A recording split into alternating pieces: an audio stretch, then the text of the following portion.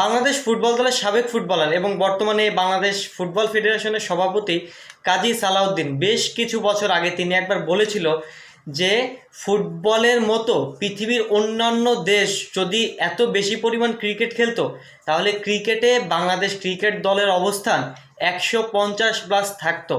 আমি এখনও বলতেছি যে কাজী সালাউদ্দিন সেদিন আসলে ভুল বলেছিল।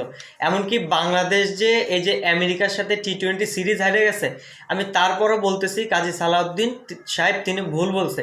ফুটবলের মতো এত বেশি পরিমাণ দেশ যদি ক্রিকেট খেলতো তাহলে বাংলাদেশ ক্রিকেট দলের অবস্থান 200+ থাকতো। এই কারণে তিনি সেদিন 150+-এর কথা বলে তিনি সেদিন ভুল বলছিল। আসলে মূলত 200+ থাকতো বাংলাদেশ ক্রিকেট দলের অবস্থান।